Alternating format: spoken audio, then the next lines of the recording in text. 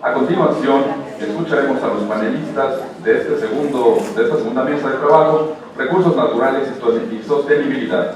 El objetivo será conocer el balance de la reforma energética y analizar las presiones ejercidas sobre los recursos naturales, retomando experiencias internacionales del fracking y la fracturación hidráulica, así como conocer buenas prácticas de los beneficios ambientales de la transición hacia las energías renovables, generación de energía eólica, hidráulica, geotérmica y maremotriz, como parte de un modelo energético a largo plazo. Este panel está conformado por la doctora Vera Jankowski, magistrada federal de segunda instancia del Tribunal Regional Federal de la Tercera Región de Sao Paulo, Brasil, quien también es profesora de Derecho Ambiental. Se encuentra también conformando este panel la maestra Nicole Taumel, de la Agencia Alemana de Cooperación Técnica, el doctor Benjamín Revuelta Vaquero, catedrático de la Facultad de Derecho y Ciencias Sociales de la Universidad Michoacana de San Nicolás Hidalgo, y de igual manera el maestro Daniel Chacón Anaya, de la Latin American Regional Climate Initiative. Modera este panel el maestro Antonio Ruiz Alegría, profesor adscrito al Seminario de Derecho Ambiental, a quien tengo el gusto de ceder el uso de la palabra. Maestro. Muchas gracias. Bueno, ante todo, buenos días a todos. Desafortunadamente se nos han tenido que compactar algunos tiempos, vamos a simplificar fórmulas. Tenemos un tema un tanto bastante delicado, la sustentabilidad o sostenibilidad. Es un tema programático, un tema que rompe paradigmas. Como todos ustedes saben, por los que ya están acostumbrados a la materia medioambiental, la interacción del ser humano con los recursos naturales implica una palabra clave, la gestión. ¿Qué quiere decir esto de la gestión? Cómo nosotros nos acercamos o aprovechamos los recursos naturales. Y cuando esta se le pone el adjetivo de manera sustentable, de manera sostenible, se crea un paradigma un tanto complejo, porque es decir, el cómo transitar de nuestro esquema de producción, de nuestro esquema de gestión y de consumo de los recursos naturales a un esquema que se pueda mantener sostenible, un esquema que pueda no solo darle provecho a las generaciones presentes para satisfacer nuestras necesidades de subsistencias mínimas, sino de cómo garantizar que esa capacidad la tengan las generaciones futuras, y no solo en un plano semejante a nosotros, sino en un plano superior. Garantizar a través de ¿qué? De una renovación, de una planificación real de cómo consumir los recursos naturales. En este paradigma viene un punto o una viñeta de mayor importancia, que sería, que es parte del espíritu de este panel, es la utilización de recursos energéticos. Como todos sabemos, nuestra cultura o nuestra sociedad se basa ¿en qué? En un esquema de combustibles a base de lo que sería energías fósiles. Pero ahora, viendo que esto es un recurso no renovable, que son recursos que generan un impacto ambiental, un impacto al medio ambiente de alto daño, tenemos que transitar a energías con esquemas mayoritariamente renovables, como sería la energía eólica, la energía solar, entre otras tantas. Para efecto de darle mayor dinamismo a este panel, voy a dar presentación por orden de aparición de todos nuestros panelistas, quienes darán su punto de vista, sus experiencias en la materia, para el efecto de que sea productivo, de intercalar las experiencias nacionales e internacionales y sobre todo ver cuáles son los esquemas a los cuales vamos a transitar. En primer lugar voy a presentar al doctor Benjamín Revuelta Vaquero. Él es doctor en Gobierno y Política por el Departamento de Gobierno de la Universidad de Essex en Inglaterra, profesor investigador de tiempo completo de la Universidad Michoacana de San Nicolás de Hidalgo, adscrito a la División de Estudios de Posgrado en Derecho. Sus líneas de investigación son Gobierno, Políticas Públicas, Derechos Colectivos, reconocido como perfil de PROMER y miembro en el Sistema Nacional de Investigadores, SNI, nivel 1, secretario académico de la Universidad Michoacana de San Nicolás de Hidalgo, y autor de libros como es Implementación de Políticas Públicas de México, caso sector rural de los años 1980, coautor de Democracia Participativa, Visiones y Avances y Provocaciones, así como diversas otras obras en las cuales, bueno, por el tiempo simplificaré las fórmulas. También ha sido en multidisciplinaridad de ocasiones conferencistas en foros, congresos, diplomados, seminarios y talleres, organizados por instituciones públicas y privadas, así como nacionales y extranjeras. Doctor Revuelta, por favor, ¿nos podría dar inicio a su ponencia?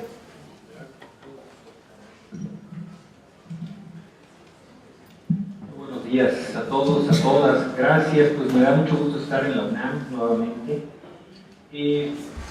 Por una cuestión, una doble cuestión, fui invitado a este evento hace algunas semanas. No habíamos identificado bien el tema de la mesa. Hace también algunas semanas estuve aquí mismo platicando de la reforma energética e identificábamos la insuficiencia del fondo para contemplar las cuestiones ambientales precisamente y de reparación, ¿no? Las limitaciones que tenía, e hicimos una propuesta muy concreta. Pero hoy, por esa imprecisión del tema, pero además viendo que se trataba de un encuentro de fiscales y procuradores ambientales, pues no me detuve en mi atrevimiento de poder comentar con ustedes un tema que creo que es de una alta importancia. Además es un paper que acabamos de publicar en el doctorado interinstitucional en Derecho, que es un programa reconocido por CONACYT de la región centro-occidente. Si alguien quiere una copia del paper, al final con mucho gusto aquí nuestras compañeras asistentes se los podrán dar. Y tiene que ver un poco en este proceso que vive México y que quizás vivan otros países. Pasamos de una subregulación de hace unos cuantos años, no teníamos ordenamientos ambientales, teníamos muy poquitos, ahora a una sobreregulación que nos mete en una confusión legal, en una problemática, y quiero ejemplificar el tema de la Profepa. Por aquí había un lapicito para poderme mover. Gracias. Y lo voy a tratar de hacer en 10 minutos porque ya nos anunció nuestro coordinador que si no me va a cortar el micrófono. Profepa, tiene intervención en 5, llamémosle vías o procedimientos, ¿sí? Tiene intervención en el tema de los delitos ambientales. En cuanto tenga conocimiento de un delito ambiental, tiene que dar parte del Ministerio Público y puede colaborar con el Ministerio Público y aportar pruebas, y aportar dictámenes, etc. Tiene intervención en la responsabilidad civil objetiva, ¿sí? Tiene, desde luego, es como autoridad en el tema de la denuncia popular. Participa también en el juicio de acción colectiva y en el juicio de responsabilidad ambiental. ¿Qué tenemos así a flor de piel? Bueno, pues tenemos una concurrencia de competencias, tenemos vías que no son excluyentes, es decir, competencias ambivalentes, podría operar una, o dos, o tres, o varias. Y esto nos lleva quizás a un escenario de discrecionalidad, y la discrecionalidad quizás nos lleva a corrupción o a ineficiencia. Lo que sí es cierto es que estamos transgrediendo la certeza jurídica y no estamos garantizando la reparación del daño. Un poco a detalle, los delitos ambientales es parte, es perito, hace pruebas para cuantificar reparación del daño. En la responsabilidad civil objetiva es parte, la reparación del daño. En los procedimientos administrativos, pues es todo, es autoridad, después es parte, después es parte en los juicios contenciosos administrativos, cualquiera que sea el origen de estos, la denuncia popular, la auditoría o la inspección y vigilancia. En las acciones colectivas es parte y también puede ser perito. Y donde rompimos récord, pues es en la última normatividad. Les decía, no teníamos nada. En el 2010 incorporamos las acciones colectivas, en el 2013 la responsabilidad ambiental, o sea, en unos cuantos años teníamos mucho, como que estamos hechos bolas, ¿no? En la responsabilidad ambiental es parte, es perito, aporta pruebas, es mediador, es supervisión de la sentencia y es administrador. Y también tiene que ver con el fondo ambiental y todo eso, ¿no? Así es que la Profepa tiene facultades de actor, de autoridad, de perito, de mediador y vigilante y de representante social hasta ahora. Deberíamos inhibir por lo menos el doble rol en un mismo proceso para garantizar el debido proceso, ¿no? Y decíamos, imaginemos que hay una persona de la Profepa, digo, desde luego hoy no, ni de ninguna procuraduría, pero cuando nosotros nos quitamos de nuestra función y decimos, bueno, que alguien más llegue y que tenga todas estas herramientas, híjole, sería peligroso, ¿verdad? ¿Qué tal que le caemos mal, verdad? O qué tal que sea el cuate del otro, ¿verdad? Ese es el tema. Cuando nosotros nos abstraemos de nuestra posición y buscamos una reglamentación institucional. Lo cierto es que ninguna de estas vías llega al fondo del objetivo. El objetivo es la reparación del daño, que si bien todos sabemos que no se puede reparar, bueno, sí, establecer una serie de medidas compensatorias, algunas cuestiones de restauración, ¿verdad? Pero pues no llegamos. Los delitos ambientales, como ustedes saben, es una pena corporal. Nuestra vieja legislación civil pues se va por la parte de la indemnización a unos cuantos y no al todo, no al bien público, al bien colectivo, al bien ambiental. Los procedimientos pues acaban muchos con una multa o clausura y luego nos enfrentamos, ahí está un error, perdón, son los juicios contenciosos administrativos, pues con una gran pared, que es un juicio de legalidad y que fácilmente por las cuestiones de insuficiencia de recursos humanos, de capacitación, pues hay algún detalle jurídico que nos lo echan abajo, ¿no? Las acciones colectivas, pues tenemos problemas de carga, de legitimación, del tiempo, de los procesos de ejecución, y en la responsabilidad ambiental, pues la multiplicidad de roles de la Profepa y solo el ámbito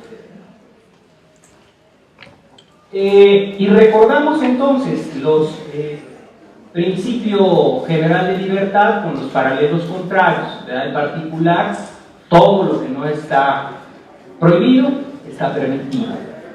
Y para la autoridad es exactamente al revés, todo lo que no está expresamente permitido está prohibido. Entonces tenemos que... ¡Ay, se llevaron mi librito también! Tenemos dos, pues son los actos reglados y los actos discrecionales. ¿Sí? Este es, digamos, en el derecho administrativo, y lo que nos dice el maestro Gallego Fraga, nos vamos a mover entre los actos reglados y los actos discrecionales. Todo acto reglado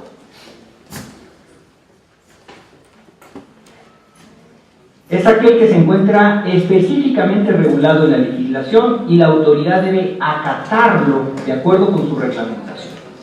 El acto discrecional es aquel en el cual la autoridad tiene un margen de libertad para realizar una comprensión y posteriormente la aplicación de la misma. De tal suerte que pues tenemos que garantizar que la autoridad se mueva por los actos reglados, ¿sí? Y hoy día, la discusión que yo quiero traer aquí, y por eso les quiero dejar también los papers, que ahí viene nuestro correo electrónico, es que si tienen cualquier observación sobre esto para enriquecerlo, para criticarnos, para decirnos que estamos bien o mal, o darnos información adicional, se los vamos a agradecer mucho. Esa es la esencia de la investigación, ¿no? Confrontar nuestras ideas, nuestras visiones y poderlas enriquecer. Nadie es dueño de la verdad absoluta, ¿no? Lo que sí creemos que el poder público debe sujetarse a la publicidad de las normas, al principio de seguridad jurídica, a las fuentes del derecho. De tal suerte que en esta lógica de la Profepa, que tiene una gran relevancia para el medio ambiente, es el órgano, decíamos en la primera diapositiva, por excelencia para la protección del medio ambiente, pues su función debe estar perfectamente delimitada, cosa que hasta hoy no lo hacemos. No sabemos si un día va a optar por un juicio u otro día por otro juicio y en base a qué criterios. Quizás el criterio cambie de una administración a otra, de un titular a otro. y eso no es correcto, no va a beneficiar al medio ambiente, no lo está beneficiando, y tiene que ver quizás con esta proliferación de normas jurídicas que tenemos, ¿no? Nos inclinamos por la necesidad de los actos reglados y por la regulación de la polifuncionalidad y el control de la discrecionalidad. Espero estar en tiempo. Muchas gracias.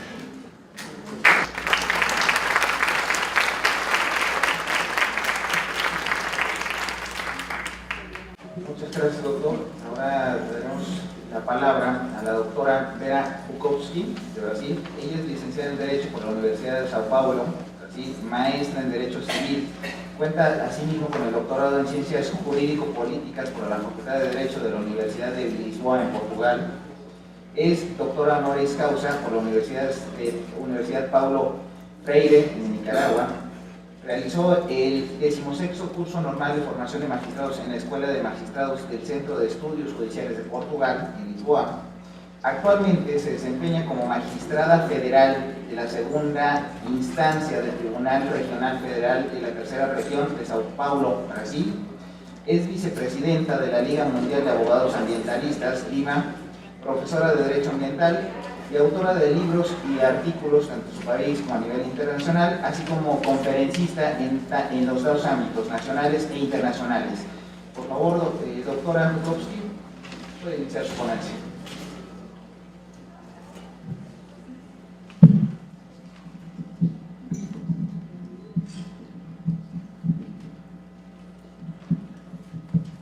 Buenos días a todos. Es un placer siempre retornar a México y agradecer la invitación para participar de este magnífico evento y mis felicitaciones al licenciado Miguel Ángel Cancino y también al licenciado Aquilino Vázquez. En las personas de quienes cumplimiento extensivo a toda la mesa que aquí participa. En verdad, me gustaría hablar un poco sobre la situación de los recursos hídricos en Brasil y el principio de la dignidad de la persona humana. Tengo aquí un PowerPoint. ¿Permiso de hablar de pie?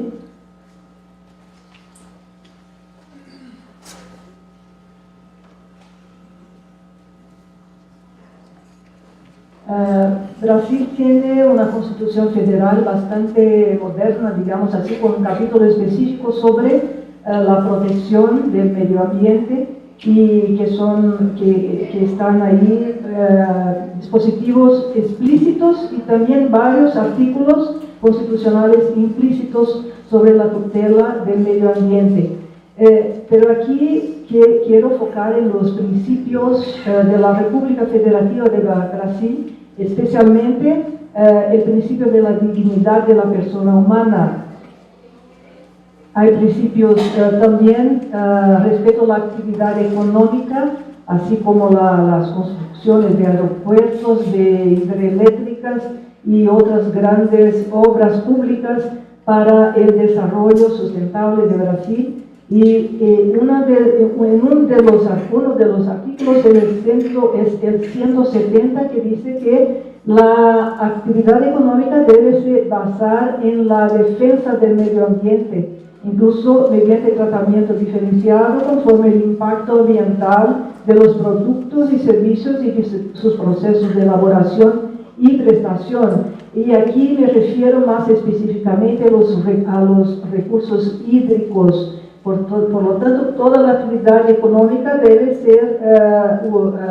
utilizar los recursos hídricos de acuerdo con la Constitución Federal y la legislación infraconstitucional. Algunos de los derechos fundamentales de la Constitución son la educación, la salud, la alimentación, así como otros derechos básicos como el derecho al acceso al agua.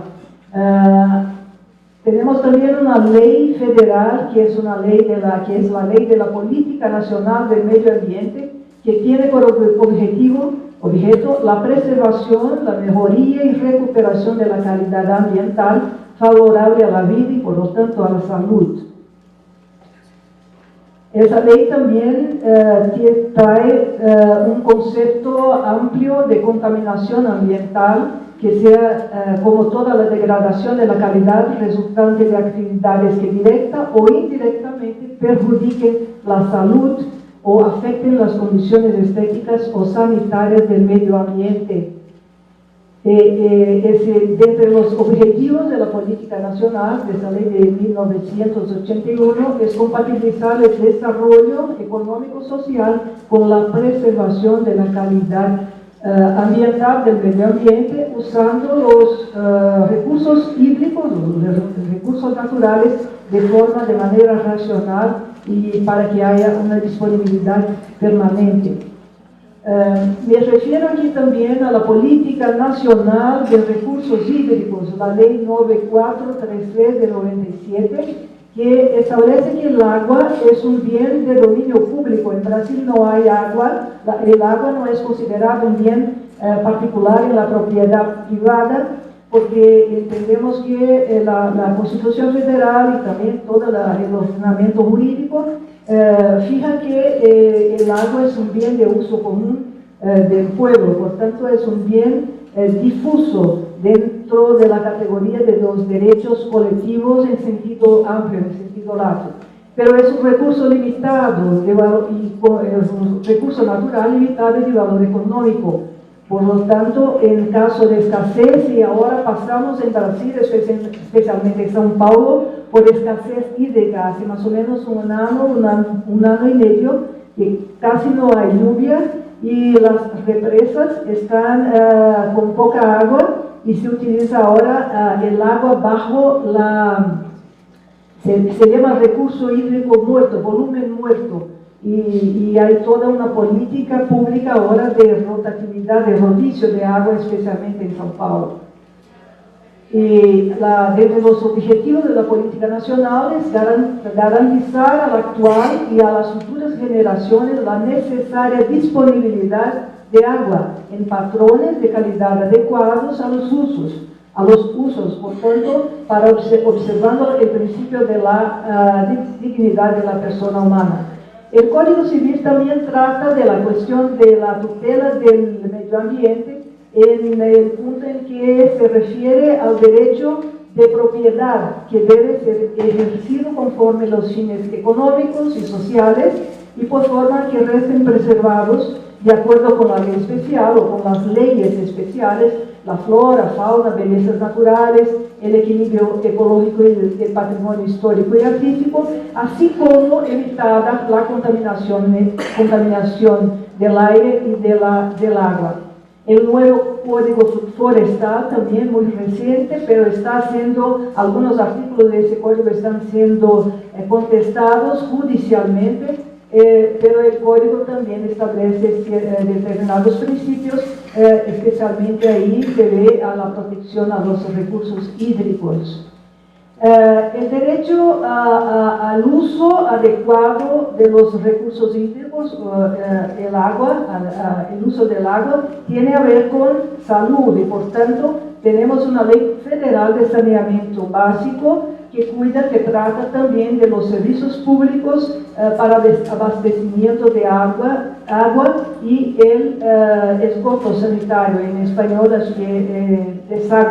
desagüe de aguas usadas.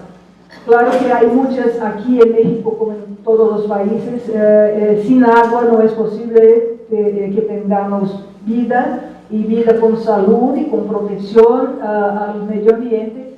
Hay muchas medidas que pueden ser tomadas, ser sugeridas para la mejor gestión ambiental. Incluso la Ley de Política Nacional de los Recursos Hídricos trata de que la gestión del agua sea por vacías hidrográficas, por cuencas hidrográficas.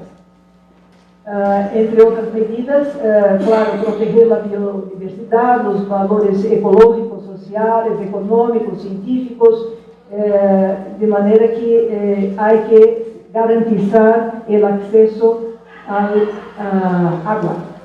Quería hablar un poco de algunas, porque en Brasil hay justicia sí, especializada en medio ambiente, hay juzgados ambientales de primera instancia y uno de segunda instancia en varios estados de Brasil. Hay justicia especializada en el ámbito federal, la justicia federal, así como hay juzgados especiales ambientales en los estados. Por tanto, los juzgados estatales ambientales.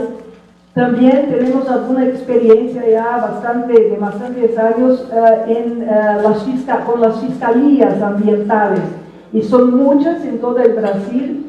De manera que también ahora tenemos subdivisiones, no solamente de medio ambiente, fiscalías ambientales en sentido amplio, pero también fiscalías que tratan de urbanismo, fiscalías que tratan de patrimonio histórico y cultural, como las cuestiones de los indígenas de que hablábamos ayer.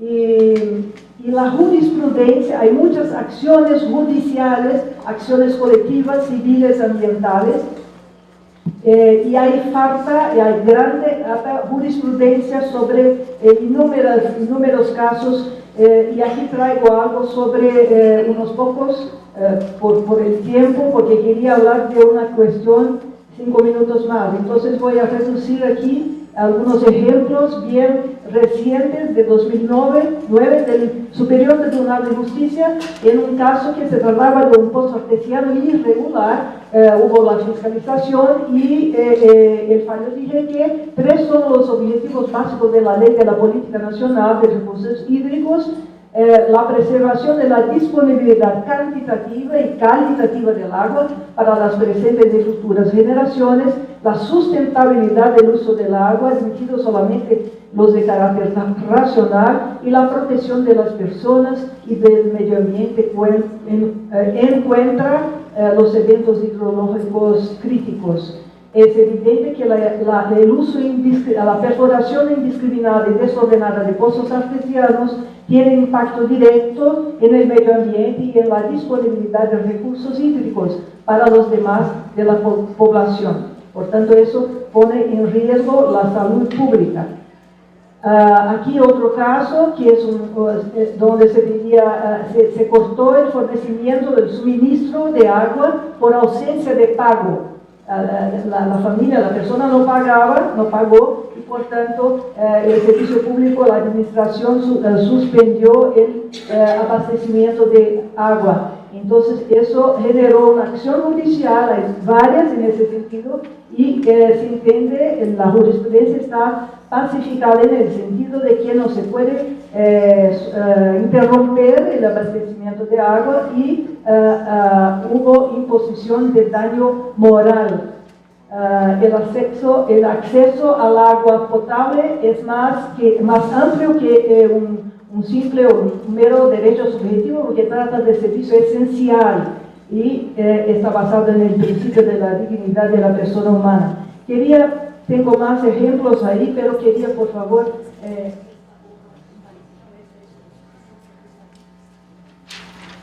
porque el conferencista que me antecedió, el doctor Benjamín, el licenciado Benjamín, habló sobre la cuestión de la discrecionalidad de la administración pública.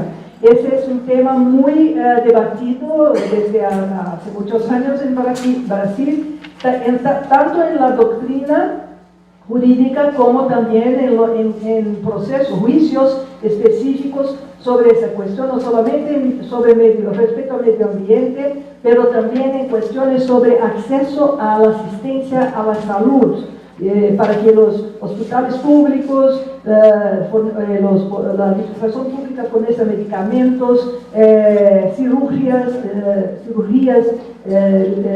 camas en los hospitales y medicamentos de alto costo. Eso, derecho a la salud.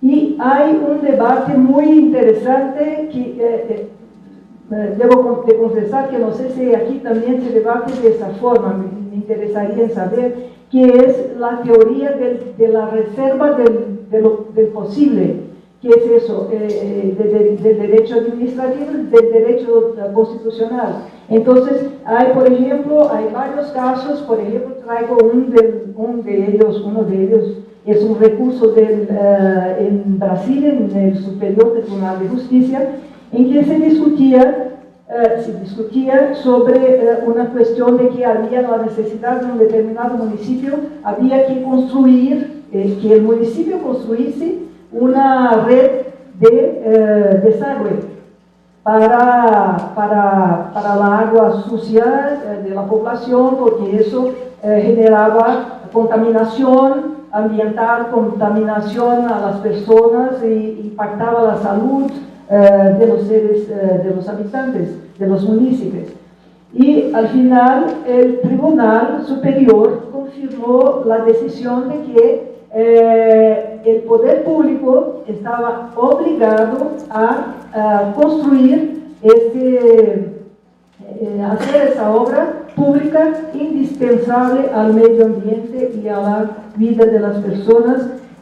Y la cuestión es hasta qué punto el Poder Judicial, los jueces pueden interferir en el poder de discrecionalidad de la administración pública, y también porque eso está involucrado con presupuestos públicos.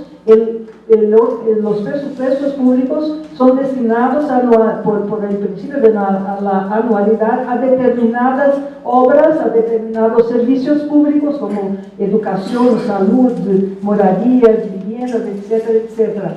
Y la cuestión es, ¿el Poder Judicial puede o no decir al administrador público que hace la gestión pública que debe de destinar una parte de los presupuestos que estaban destinados a otra finalidad o otras finalidades para la cuestión del medio ambiente, como en este caso una red de esgoto? Y finalmente la cuestión de la teoría de la reserva de lo posible es que la administración la defensa está basada en decir no podemos hacer eso porque no tenemos presupuestos, eso no es posible. Hay una reserva de lo que es posible de lo que no es. Y en ese caso no podemos porque no tenemos presupuestos, o lo que tenemos es para otra cosa. Y esa teoría de la reserva del posible como defensa de las administraciones públicas no son admitidas por el Poder Judicial. El Poder Judicial dice no importa esta argumentación, porque usted, municipio, tiene que construir la red o una otra obra que sea necesaria para protección del medio ambiente y de la salud y de la vida humana. Ok, gracias.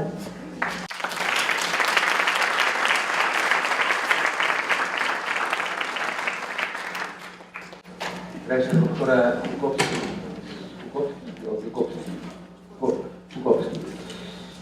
Ahora le daremos el uso de la palabra a la maestra Nicole Feldman.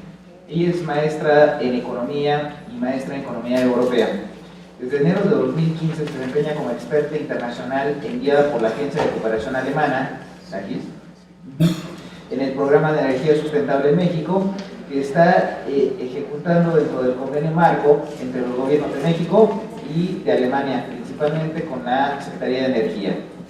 Previo a su ingreso a la Agencia de Cooperación Alemana, estuvo trabajando 4 años como consultora de energía en la empresa eBridge Consulting en Bonn, Alemania, investigando, analizando y dando asesoría en temas de regulación del sector eléctrico.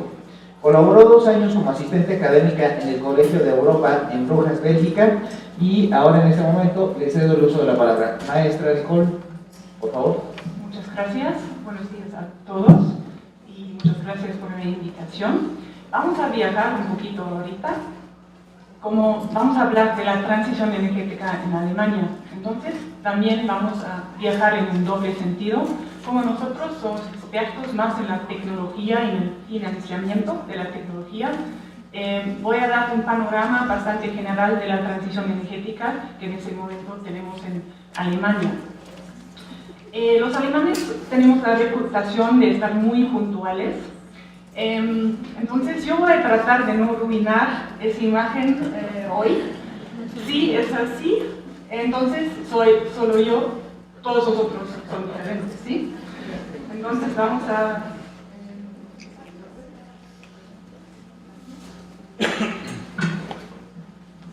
Antes de empezar, unas palabras acerca de la GIZ. No sé si ustedes todos conocen la GIZ. Es la cooperación técnica alemana. Trabajamos en 130 países del mundo. Somos como 150 personas en México y nuestros temas principales son la biodiversidad, el cambio climático y la energía sustentable. Yo soy del programa de energía sustentable, por eso es el tema que van a ver. Entonces, un pequeño curso de alemán.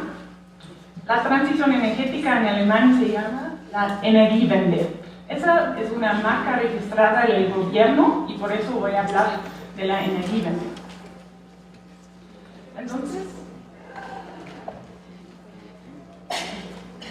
¿qué es la Energiewende?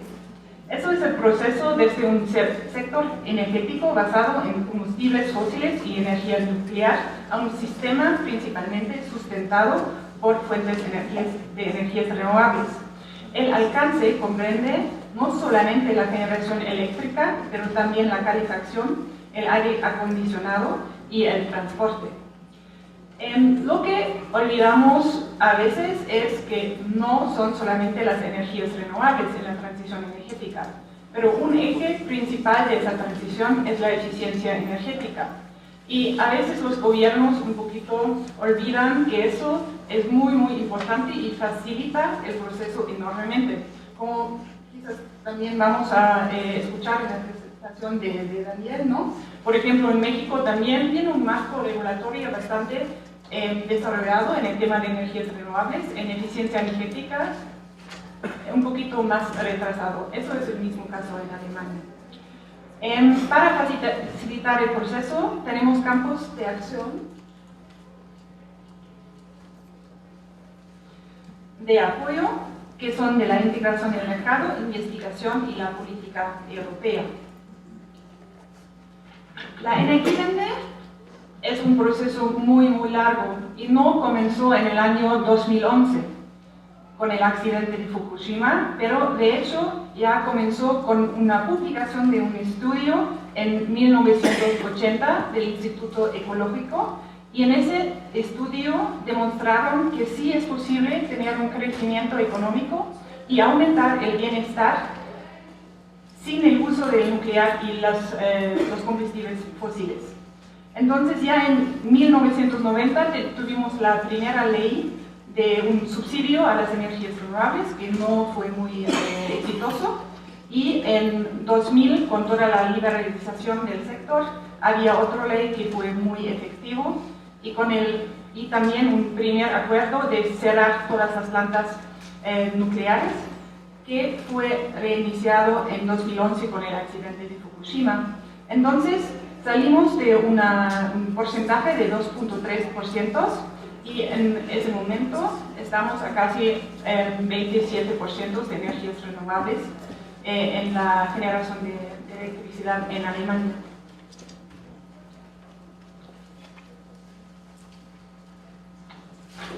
Entonces, ¿cuáles son los objetivos? Hemos visto un poquito del pasado, ahora pasamos al futuro. Entonces, el gobierno fijó objetivos muy concretos, muy específicos para factores u temas diferentes. Eso es para monitorear y verificar los avances de la Energiewende y al mismo tiempo dar certidumbre a los actores claves, ¿sí? Y si vamos a ver los objetivos, vemos que en ese momento, en comparación con el año 1990, Alemania ya logró reducir las emisiones de los gases de efecto invernadero de 27%. Pero tenemos el objetivo de reducir las emisiones hasta 40% en 2020 y después 80 a 95% en el año 2050. Para hacer eso, hay objetivos especiales para energías renovables y eficiencia energética. Entonces, yo voy a acelerar un poquito para guardar el tiempo, creo, pero entonces, como pueden ver, son hasta 80% de energías renovables en la generación de electricidad en el año 2050 y 60% en el consumo final de energía a largo plazo. En la eficiencia energética Tenemos que ya hasta el año 2020 de bajar el consumo primario de energía a 20% y a largo plazo hasta 50%. Tenemos también esos objetivos en la productividad de la energía y en la renovación de los edificios.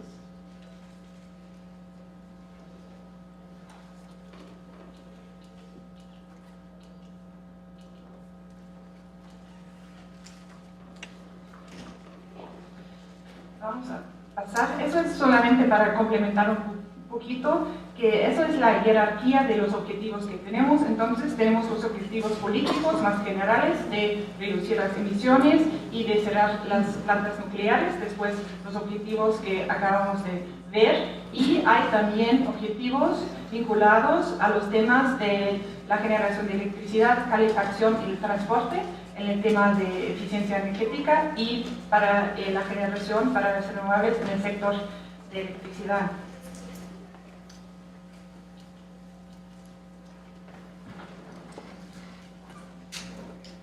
Para tener un proceso eficiente y para tener el apoyo de todos los sectores, tenemos una gobernanza de la Energiewende y lo más importante es que hay diálogos con todos los actores claves en los temas del mercado, de la integración a la red, de los edificios, eficiencia energética y de la innovación.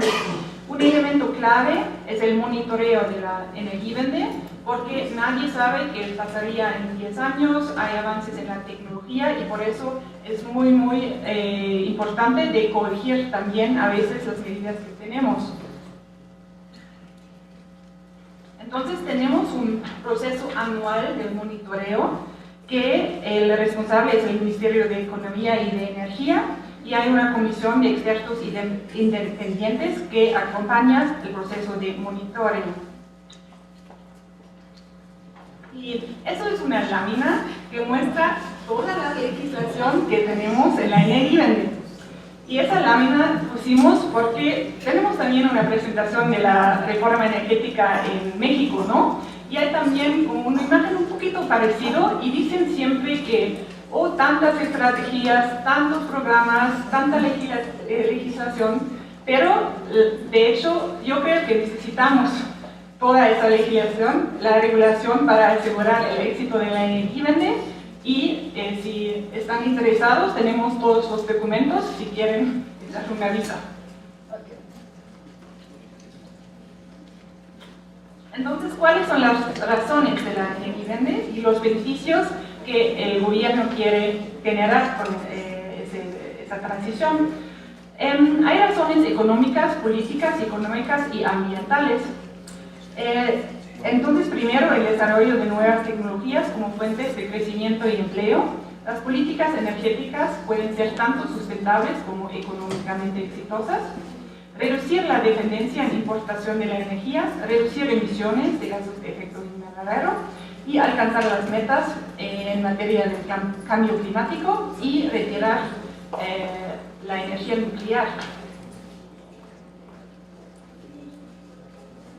Si hablamos de la primera razón, lo que pudimos ver en Alemania es que se crearon muchos empleos en el sector de renovables.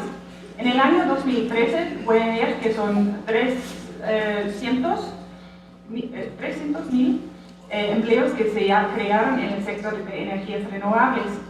Eso es, si vamos a compararlo con el año 2000, sí, es 3 veces más. Entonces, eso es uno de los motivos más fuertes del gobierno de iniciar la transición energética. Un punto muy particular de Alemania es que esto fue un movimiento democrático. Es decir, que el marco regulatorio, que era muy favorable a las energías renovables, y hemos escuchado mucho criticismo, ¿no?, sobre los costos de la Energiewende, que la verdad son altos, pero ese marco permitió de fortalecer economías locales. Entonces, tenemos 50% de las energías renovables que pertenece a cooperativas energéticas o alguna otra forma de participación directa ciudadana. Y eso crea que hay mucho apoyo en el pueblo, ¿no?, para las energías renovables. Aquí vemos el número de coberturas energéticas desde 2001 a 2013 y pueden ver el crecimiento enorme en la participación ciudadana en este desarrollo.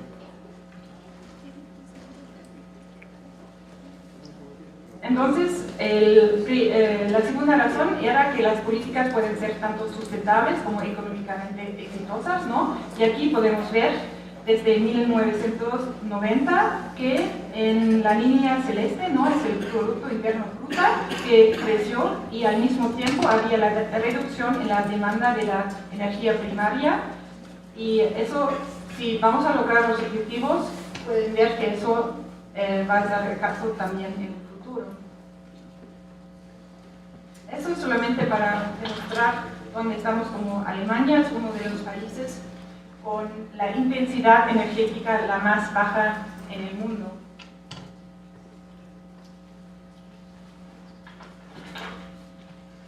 La otra razón muy importante es la seguridad energética.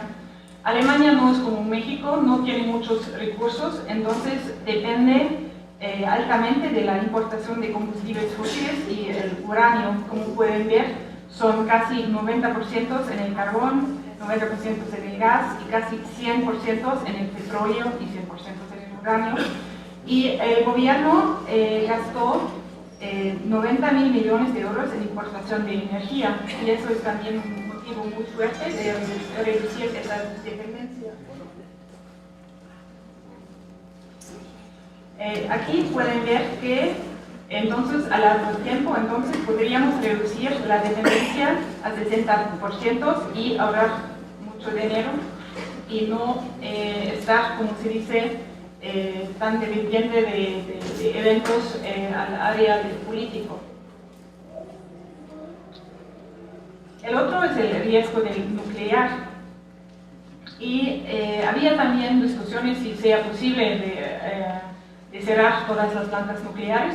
Aquí en esta gráfica, que debido a las circunstancias que tenemos en Alemania, podemos ver que sí es posible, porque en el año 2011 tuvimos muchas reservas de plantas que pudieron como, sustituir el cierre de plantas nucleares, y la otra parte que queda hasta el año 2022 podemos sustituir con renovables, con plantas convencionales y con el manejo de la demanda controlable.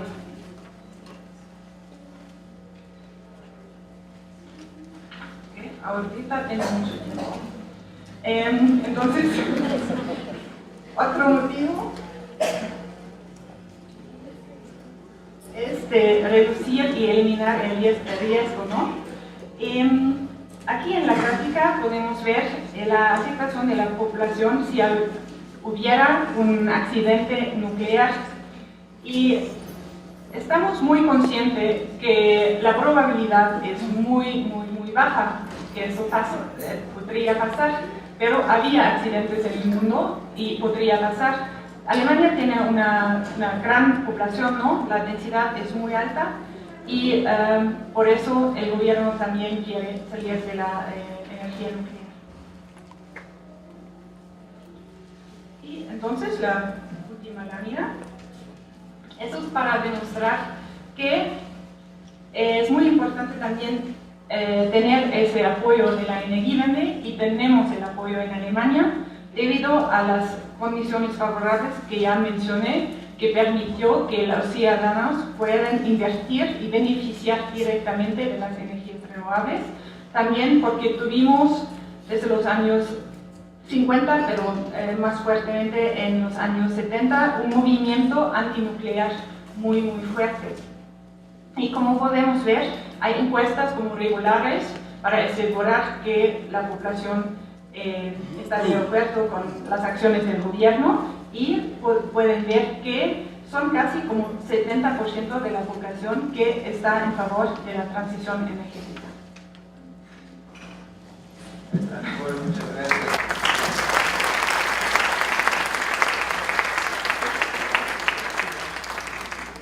Desafortunadamente tuvimos despedida tanto el doctor Revuelto como la doctora Kopsky. Los tiempos se nos apretaron, ellos tienen un compromiso con Youth Radio, en un podcast que se va a grabar el día de hoy. Ustedes pueden consultarlo en nuestra página de internet. Y ahora le daremos la palabra al maestro Daniel Chacón Anaya. El maestro Chacón labora para la Iniciativa Climática Regional de América Latina, LARCI por sus siglas, de la red de organizaciones de MakeWorks Foundation. Atiende principalmente la estrategia de descarbonización de la energía. Fue coordinador de asesores de la Comisión Nacional del Agua, administrador general de la Comisión de Cooperación Ecológica Fronteriza, director general de manejo integral de materiales y actividades riesgosas de la Secretaría de Medio Ambiente y Recursos Naturales, director general de auditorías ambientales en la Procuraduría Federal de Protección al Ambiente, Profepa, delegado federal de la Profepa en el estado de Chihuahua y director de Protección Civil en Juárez, Chihuahua. Previamente trabajó durante 18 años en el sector industrial, incluyendo el Instituto Mexicano de Petróleo y corporativos diversos de la industria química y manufacturera en posiciones generales. También fue maestro de la Universidad Autónoma de Ciudad Juárez por 10 años y consultora ambiental independiente atendiendo proyectos en México y Estados Unidos. Es ingeniero químico con 2 maestrías, la primera en Ingeniería Ambiental y una segunda en Gestión Pública, de la que se graduó con honores, ambas por el Tecnológico de Monterrey. Maestro Chacón, por favor. Gracias, buenas tardes. Yo pensaba dar una presentación virtual, pero ya nos dieron más tiempo. Esta es la presentación virtual, fíjense bien, como toda la técnica virtual, el día de mañana cuando despierten van a entender todo lo que dije el día de hoy. Ahí van a encontrar todo lo que se trata de la presentación. Les tengo una noticia que seguramente no sabían. México es un país pobre. No. Y todos sabemos que tenemos una pobreza típica con su definición clásica. Pero lo que ustedes no sabían es que somos un país pobre en energías renovables. Díganme si alguien sabía eso, de que éramos país pobre. Bueno, tengo razón. Somos un país pobre en energías renovables. Y uno pensaría que también somos un país pobre en recursos renovables. ¿Qué significaría que fuéramos un país pobre en recursos renovables? Pues que viviéramos en un lugar oscuro, ¿sí? Probablemente así como encerrado en una cueva donde nunca sopla el viento, ¿sí? Y que no tuviéramos ni siquiera playas y costas para algunos tipos de energía. ¿Verdad que no? Entonces, somos un país pobre en energías renovables, pero rico en recursos renovables. Y déjenme decirles que mi querida amiga Nicole y sus compatriotas alemanes son de piel clara, y a lo mejor Nicole no lo sabía, son de piel clara no porque desciendan del Kaiser o de la realeza prusiana o de este tipo de cosas. Ellos son claros porque en Alemania no da el sol, como en México, ¿sí? Es decir, en términos evolutivos, esa es la diferencia entre la piel clara y la piel oscura. De origen, los humanos somos de piel oscura porque traemos el protector solar integrado, ¿sí? Nuestros orígenes en África es precisamente con protector solar. Cuando los humanos emigraron a Europa, con la falta de luz, los que eran muy oscuros en esa época murieron porque no pudieron sintetizar la vitamina D que requiere energía solar para poder funcionar. Y los que sobrevivieron eran los que estaban un poquito más claros, ¿sí? Y eso se fue reforzando con este proceso evolutivo hasta que en Europa tenemos una población de piel clara y en África siguió la población de piel oscura, y nosotros, como somos una combinación de todas estas cosas, pues tenemos una piel morena. Pero básicamente el factor es el sol. Y ellos con un sol, me ponen la siguiente por favor. Ah, soy yo, ¿verdad? Bueno. No le puedo echar la culpa al cácaro ahora, ¿sí? Pero sí a la computadora porque no está haciendo caso. Es el de abajo, perfecto. El de abajo y el de arriba. Ah, ok, ahí va. Perfecto. Ahí está la primera razón. Alemania, siendo con un tercio o menos de la mitad de la radiación solar que tenemos nosotros los mexicanos, se atrevieron a hacer este cambio monumental. Este cambio monumental es impresionante. Miren, ahí dice, Alemania instaló 21 gigawatts. ¿Qué son 21 gigawatts? ¿Alguien ha oído hablar de los gigawatts? Yo he oído hablar de los gigabytes, ¿no? Todos sabemos. ¿Quién tiene un disco duro de 500 gigabytes y levanta la mano? Casi todos. Un terabyte, todos sabemos, ¿no? Pero cuando se habla de watts ya es otra cosa.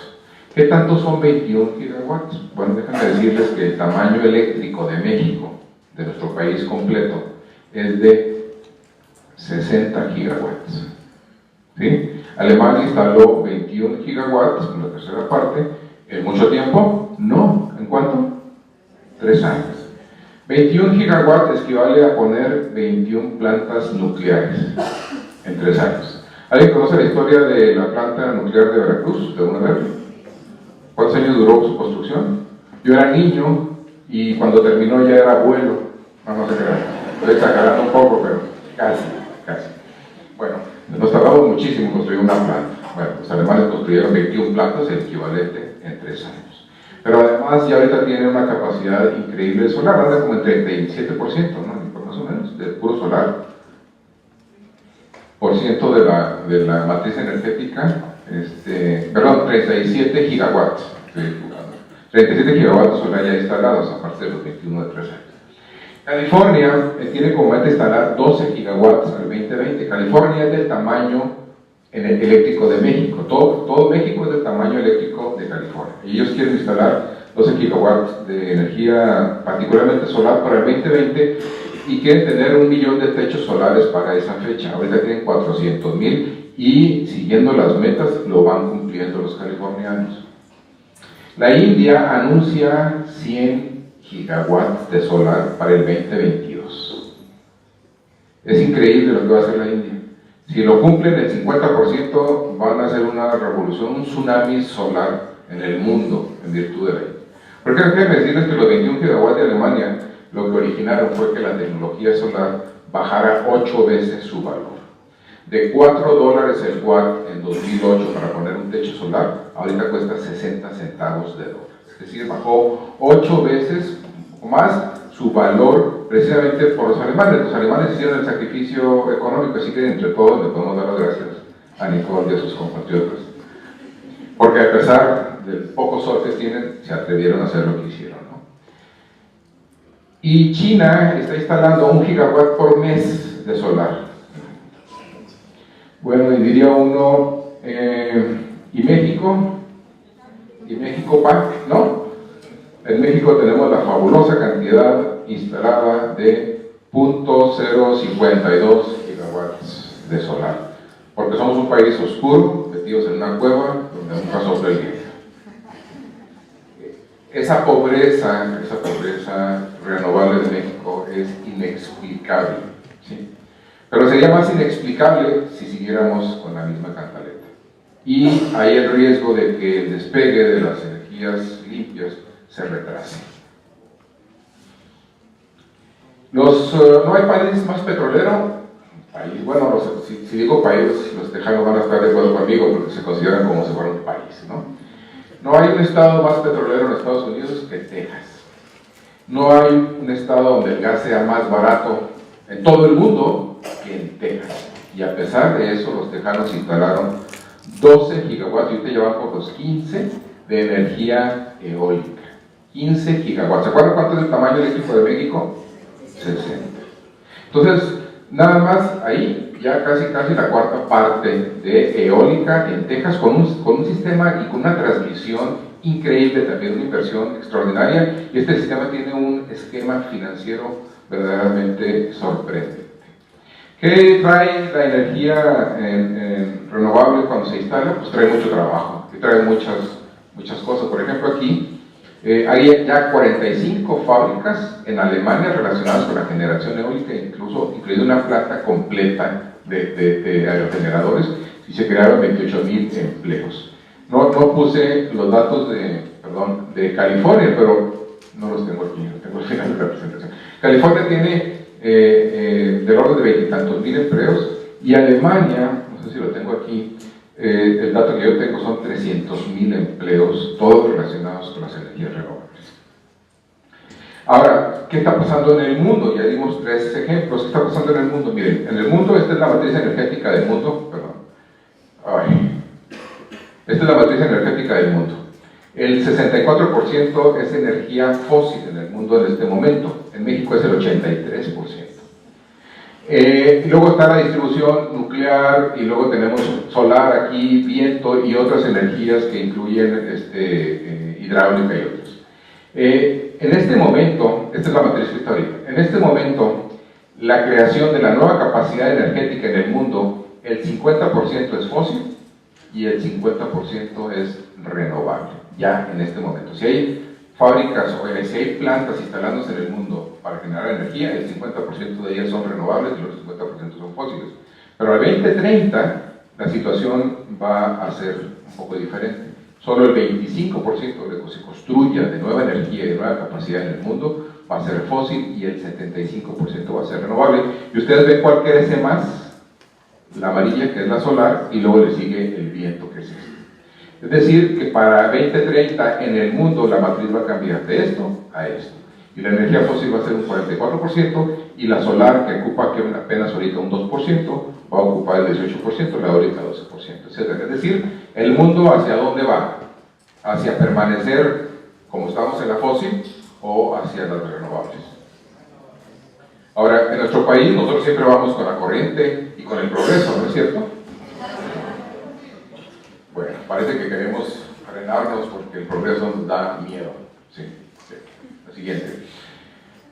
Todos esos son preguntas de por qué lo están haciendo así, por qué está sucediendo así. Y estas son respuestas, miren.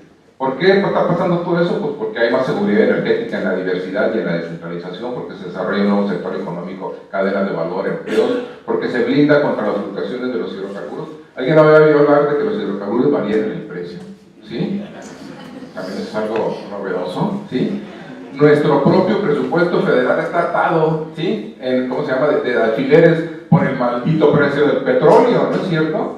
Digo, si los mexicanos fuéramos un poco más preocupones, seguro que nadie dormía pensando cómo va a amanecer la cotización del petróleo mexicano el día de hoy, ¿sí? La verdad estamos fritos por este pequeño, menor detalle. ¿Cuánto le recortaron los presupuestos a todas las instancias del gobierno, entre los de Semarnat y todo lo demás? 15, 20%, ¿por culpa de qué? Pequeño problema aquí, ¿sí? Dependemos demasiado de eso, ¿no? Menores costos nivelados, es más barata la generación renovable, aumento en la resiliencia y control del sector eléctrico contra catástrofes naturales, conservación de recursos renovables, y este es un asunto que siempre hemos pasado de largo. Yo trabajé en plataformas marinas y estuve en el 82 cuando un personaje famoso aquí en México dijo: somos ricos, hay que administrar la pobreza, digo la riqueza, perdón. Y entonces, y dije yo, qué padre, porque mis hijos van a vivir en un país rico. ¿Cuándo se acabó Cantarell? Se acabó hace unos años. ¿Por qué se acabó Cantarell? Porque estuvo sobreexplotado. Pero todo el dinero que salió de Cantarell lo tenemos los mexicanos, ¿no? Está construido, es un país maravilloso con todo el recurso que tuvimos de Cantarell. Perdón, me equivoqué de país, estaba hablando de Noruega. En los noruegos hicieron eso, ellos todo el recurso petrolero lo guardaron en un fideicomiso y lo tienen ahorita listo pues, para muchas cosas, pensiones, educación, etc. Nosotros se nos desapareció en humo, ¿no? Esta congruencia patrimonial intergeneracional nos valió sombrilla definitivamente. Y descentralización del suministro eléctrico con un montón de ventajas que hay en la descentralización. Esas son las razones de por qué todos estos países hicieron esto, pero hay un par de razones más poderosas todavía. La de arriba se llama cambio climático, ¿sí? Ahí va la bolita de cómo ha estado la variación de la concentración de CO2 en la atmósfera en los últimos 600.000 años. La bolita se para cuando empieza la revolución industrial y luego debería seguirle, ¿por qué no sigue? Porque tengo que clicar aquí, ¿ok? Eso es donde llegamos el año antepasado y eso es a donde vamos y seguimos igual. ¿Qué es lo de abajo? La parte de abajo es la gráfica de las temperaturas promedio de la Tierra. Si ustedes se fijan, va una detrás de la otra. ¿Se fijan? ¿Sí? Y esta diferencia son 3 grados. De la época glacial que terminó hace 11.000 años hasta la fecha, ha habido 3 grados de diferencia de temperatura y 3 grados bastaron para que el hielo que estaba en la mitad de Estados Unidos se fuera al norte de Canadá. Es decir, 3 grados es mucho. Y Yo les pongo el ejemplo de que para los de Hermosillo 3 grados más de temperatura pues no es nada, si ya tienen 50 en verano, pues fácil se echan 53. Pero en general, como promedio en la Tierra, eso es bestial. Bueno, si ustedes se fijan, si la curva de CO2 no miente y vamos a llegar hasta acá a fines de este siglo, pues ¿qué va a pasar con la temperatura? ¿No? Entonces hay una preocupación muy grande para que nos quedemos en 450. Ya tiene una cicatriz climática en nuestro mundo. Ya tiene esa cicatriz porque la temperatura ya aumentó y no podemos hacer nada para evitarlo. Pero el chiste es que no aumente más. Si nosotros llegamos a 450 podemos detener el incremento de temperatura en 2 grados centígrados y ese es el número mágico. Todos los países deberíamos estar súper involucrados y preocupados porque nada más lleguemos a 2 grados centígrados. ¿Y eso qué significa? Que en la atmósfera hay un inventario posible de ponerle más CO2 para que lleguemos nada más a 2 grados centígrados. Si le ponemos más CO2, nos vamos a pasar a 3, 4 y 6. Si nos pasamos a 3, ya los procesos van a ser muy complicados, va a haber unas cosas que se llaman feedbacks, retroalimentaciones, y vamos a empezar a desatar al genio de la botella y no vamos a poderlo controlar. 2 grados todavía es, por así decirlo, una chance de que salgamos librados de esto. Lo preferible serían 1.5 grados, pero eso va a estar muy difícil. Pero si ya nos chutamos hasta 400 partes por millón en 2013, pues fácil nos vamos a echar los 50 que faltan para llenar el nivel. Es decir, ahorita tenemos que estar haciendo un viraje, pero un viraje en serio de todo lo que estamos poniendo de CO2 en la atmósfera.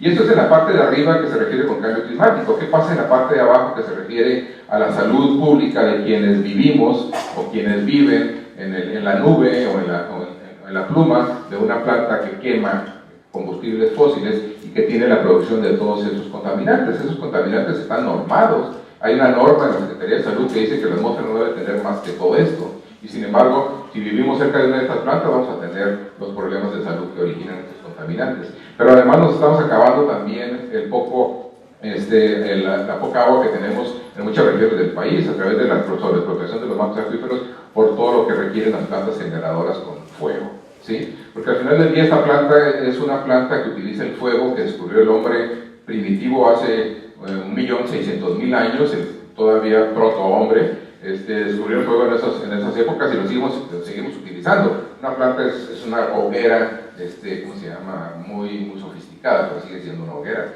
y es tiempo de que cambiemos a otros esquemas diferentes, ¿no? Entonces, bueno, por ahí también el Papa ha hecho un llamado, y es un llamado directo, dice: por eso se ha vuelto urgente e imperioso el desarrollo de políticas para que en los próximos años la emisión de dióxido de carbono de los gases altamente contaminantes se reduzca drásticamente, reemplazando combustibles fósiles por fuentes de energía renovables. Hasta el Papa dice que hay que poner fuentes renovables. Quiere decir que el asunto ya está llegando a límites complicados. La riqueza eólica de México es muy grande, aquí se la voy a explicar rápidamente. Estas son las barras de la riqueza eólica de México, pero solo tenemos 1.3 gigawatts de viento instalados, vamos a llegar por ahí de 2 en este año. Los españoles tienen esta riqueza chiquita eólica, pero ya tienen instalados 22 gigawatts los españoles. ¿Sí? Es dramático, ¿no? En sol, este es terrible. Esta es la riqueza de la irradiación solar. Esta nos dice qué tanta irradiación solar tiene, qué tanta irradiación solar tiene un país y esto qué tanto potencial solar tiene. Si ustedes se fijan, México tiene la mayor irradiación solar de todos estos países, pero el tamaño de la bolita importa. Esta es la bolita de Alemania, esta es su capacidad solar en Alemania y esta es la capacidad solar de México. Y vean ustedes la capacidad solar de todos los demás países. Es dramático nuestra pobreza renovable. Y estas son las curvas del compromiso, ¿sí? Esta curva es la que les decía yo, esta es la curva de los 3 grados, perdón, esta es la curva de los 2 grados, esta es la curva de los 3 grados y esta es la curva del desastre, ¿sí? Ya manifiesto, pero incluso esta es muy peligrosa. Si nosotros ponemos, ¿cuál es la curva de México en esto? ¿Qué significa esta curva? Significa la cantidad de toneladas de CO2 que todavía podemos poner o que se pueden poner en la atmósfera a partir de la advertencia de que ya estamos en el límite. ¿Qué significa entonces para México? Pues México también tiene su propia curva de los 2 grados, y esta es la curva de los 2 grados de México. Aquí se las enseño, es esta que está.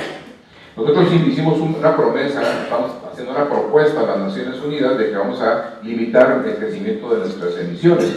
La promesa de México no se ajusta a esta curva, es esta curva que está acá. La no condicionada. Hay una promesa condicionada. Te condiciono y te digo que sí tú cumplo, pero si me das, ¿sí? A ver quién nos da. Esa es una gran interrogante. Si cumplo, si te cumplo, pero me das, esa curva estaría por aquí así, de los 2 grados. Pero la más probable que se dé es la que yo me voy a comprometer a hacerlo sin condicionar. Y esta es la curva de los negocios como lo estamos haciendo ahorita nosotros en México. Es decir, que si siguiéramos haciendo lo mismo que estamos haciendo, nosotros los mexicanos estaríamos en esta curva. ¿En cuál curva corresponde? A la curva del desastre, ¿sí? Y estas son las trayectorias un poquito ya más explicadas. Esta es la curva de los famosos pledges o promesas INDC, ¿sí? Esta es la curva del business as usual mexicano, y esta es la curva en la que deberíamos tener si fuéramos suficientemente responsables. Entonces no hay espacio, ya no hay espacio para hacernos locos. Incluso ya no hay espacio para la transición energética. El otro día nos decían, ya se acabó el tiempo de la transición energética, ya no hay tiempo, porque si yo pongo una planta ahorita de combustible fósil, esa planta va a durar 20 años, 20 años. Esa planta quemando todavía me va a sacar completamente de las curvas. Y para el 2050, nuestros descendientes, nuestros nietos, para mí, ellos van a estar presionados porque en el 2050 la comunidad internacional va a decir o nos ajustamos, y el país que no se ajuste va a tener una serie de complicaciones en su comercio exterior y en un montón de cosas porque vamos a tener que demostrar responsabilidad con el clima.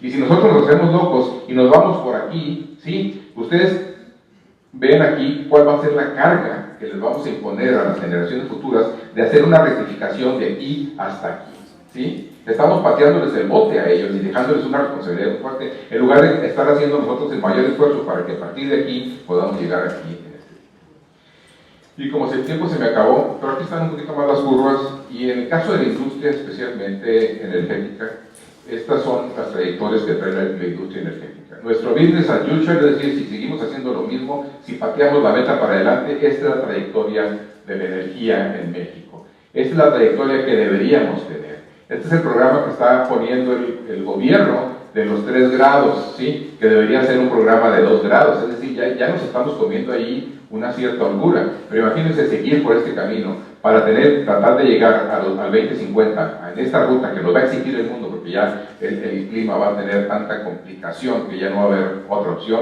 va a estar muy complicado. Y bueno, pues nada más para decirles finalmente que hay una ley que está ahorita en discusión en el Senado, y esta ley lo que busca es precisamente que lleguemos a ser un país responsable, haciendo este cambio hacia las energías renovables que además tienen muchas ventajas. Ustedes son abogados, me gustaría más explicarles de qué se trata la ley, no tenemos tiempo para eso, pero nomás déjenme decirles cómo nos la gastamos, y esta es la última, lo prometo, señor moderador. Nosotros estamos aquí en la definición clásica de energías renovables, estábamos aquí en el 2012. ¿Qué es la definición clásica de energías renovables? La misma que está haciendo Alemania en sus promesas. Los alemanes tienen una definición, y esta es una definición que teníamos de energías limpias en ese momento, que correspondía a lo que hacen muchos países. Sin embargo, se nos ocurrió a nosotros introducir algunos términos, y déjenme decirles que las grandes hidros no estaban consideradas, ni en Alemania están consideradas como energías renovables, porque tienen muchas complicaciones ambientales y además también generan gases de efecto invernadero. Pero en México, para ser buenas gentes y decir, oye, pues hay una ley que nos dice que tenemos que llegar al 35% en el 2024, está en una ley, y tenemos que hacer este brinco de aquí hasta acá, pues está cañón.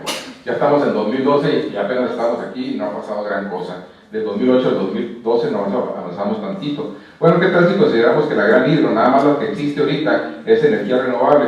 Ok, si eso pasara, pues ya estaríamos hablando de que si sumamos la gran hidro que está aquí, más este cachito que está aquí, pues ya estamos aquí. Es decir, por una definición de incluir la gran hidro, un poquito fuera de lo que están haciendo los alemanes, llegamos aquí. La ruta ya no está tan larga, pero luego de repente llegó una nueva ley que se llama Ley de Industria Eléctrica, y dijo, no, estamos equivocados, estamos regándola, debemos ser más generosos con las energías, y vamos a definir que también la energía nuclear es energía renovable. Si ustedes consultan un documento que acaba de sacar el CEPAL, y luego dice, trae la comparación de las energías limpias en los países de Latinoamérica. En el caso de México le pusieron un numerito 1, y el numerito 1, cuando le uno abajo, dice, México es el único país que considera la energía nuclear como energía renovable. No dice nada más, es muy bien, pero la pura definición ya nos ha dado. aquí estamos gracias a la LIE. Fíjense, ya nos vamos acercando a la meta. En realidad la meta es este eje que está acá arriba, ¿sí? Aquí, entonces vamos para arriba. Pero ahora resulta que hay un grupo que dice, ¿por qué no considerar también el gas como energía limpia? ¿Sí? Y bueno, pues si eso sucede, entonces fíjense, ya somos admiración del mundo, ya somos admiración. En este momento somos el país más limpio del mundo en energías limpias, exceptuando aquellos que tienen grandes hilos como nuestros amigos de Brasil o los noruegos o los de Nueva Zelanda. ¿Sí? A fuerte de definiciones legales. Por favor, abogados, no anden haciendo definiciones legales de esta naturaleza. Muchas gracias.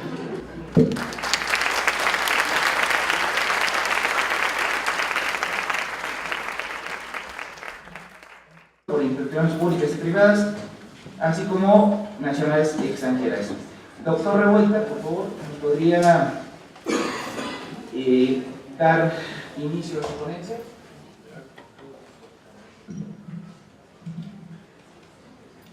Buenos días a todos, a todas, gracias, pues me da mucho gusto estar en la UNAM nuevamente. Por una cuestión, una doble cuestión, fui invitado a este evento hace algunas semanas. No habíamos identificado bien el tema de la mesa. Hace también algunas semanas estuve aquí mismo platicando de la reforma energética e identificábamos la insuficiencia del fondo para contemplar las cuestiones ambientales precisamente y de reparación, ¿no? Las limitaciones que tenía, e hicimos una propuesta muy concreta.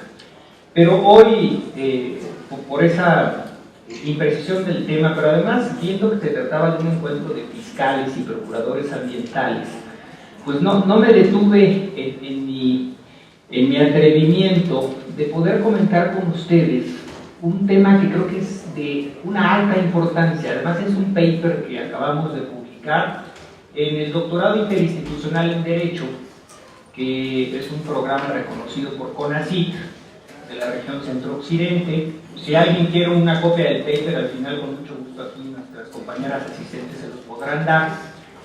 Y tiene que ver un poco en este proceso que vive México y que quizás vivan otros países. Pasamos de una subregulación de hace unos cuantos años, no teníamos ordenamientos ambientales, teníamos muy poquitos, ahora a una Bueno, ante todo, buenos días a todos.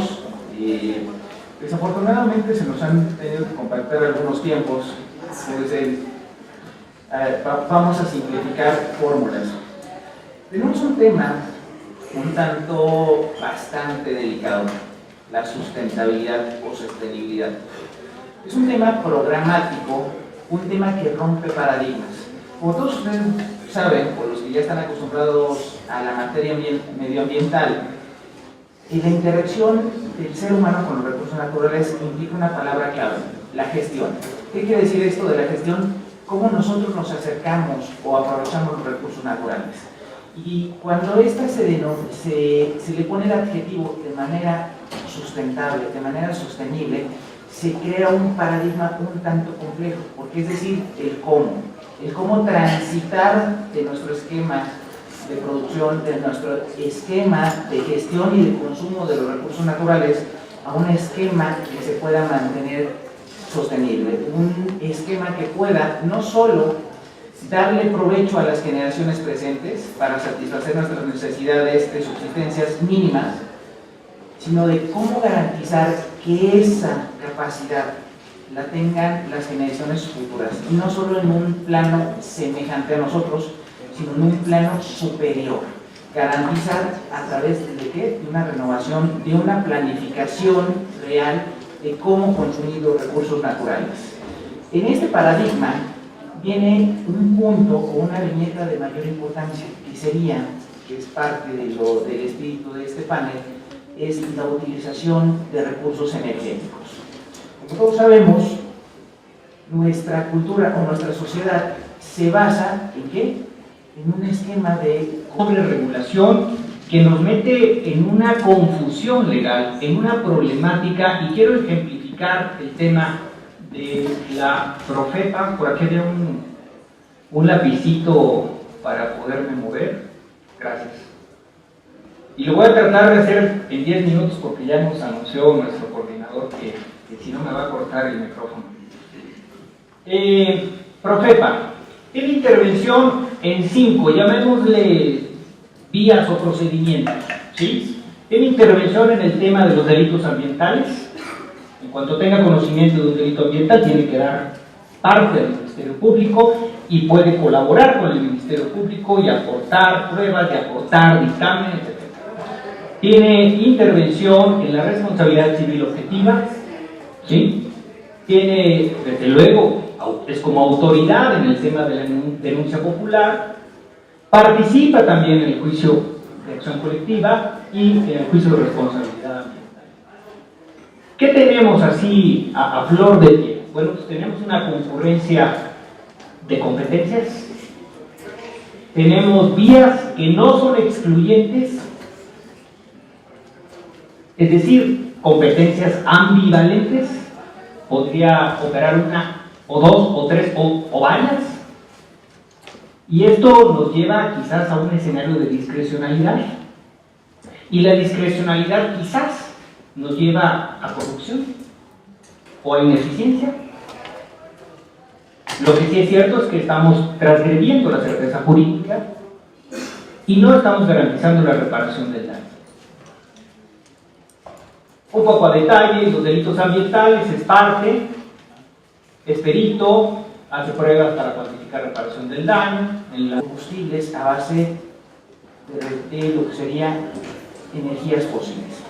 Pero ahora, viendo que esto es un recurso no renovable, que son recursos que generan un impacto ambiental, un impacto al medio ambiente de alto daño, tenemos que transitar a energías con esquemas mayoritariamente renovables, como sería la energía eólica, la energía solar, entre otras tantas. Para efecto de darle mayor dinamismo a este panel, voy a dar presentación por orden de aparición de todos nuestros panelistas, quienes darán su punto de vista, sus experiencias en la materia, para el efecto de que sea productivo, de intercalar las experiencias nacionales e internacionales y sobre todo ver cuáles son los esquemas a los cuales vamos a transitar. En primer lugar, voy a presentar al doctor Benjamín Revuelta Vaquero. Él es doctor en Gobierno y Política por el Departamento de Gobierno de la Universidad de Essex, en Inglaterra, profesor investigador de tiempo completo de la Universidad Michoacana de San Nicolás de Hidalgo, adscrito a la División de Estudios de Posgrado en Derecho. Sus líneas de investigación son Gobierno, Políticas Públicas, Derechos Colectivos, reconocido como perfil de PROMER y miembro en el Sistema Nacional de Investigadores SNI Nivel 1, secretario académico de la Universidad Michoacana de San Nicolás de Hidalgo y autor de libros como es Implementación de Políticas Públicas de México, caso sector rural de los años 1980, coautor de Democracia Participativa, Visiones y Avances y Provocaciones, así como diversas otras obras en las cuales, bueno, por el tiempo simplificaré las fórmulas. También ha sido en multiplicidad de ocasiones conferencistas en foros, congresos, diplomados, seminarios y talleres organizados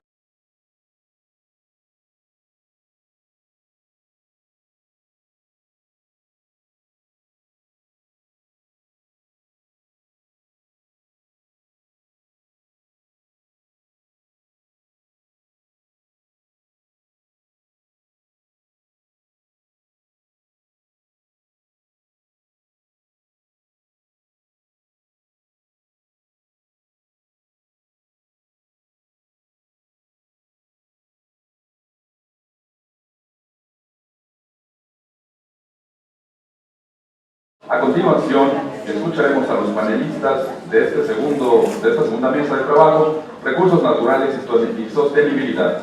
El objetivo será conocer el balance de la reforma energética y analizar las presiones ejercidas sobre los recursos naturales, retomando experiencias internacionales del fracking y la fracturación hidráulica, así como conocer buenas prácticas de los beneficios ambientales de la transición hacia las energías renovables, generación de energía eólica, hidráulica, geotérmica y maremotriz, como parte de un modelo energético a largo plazo.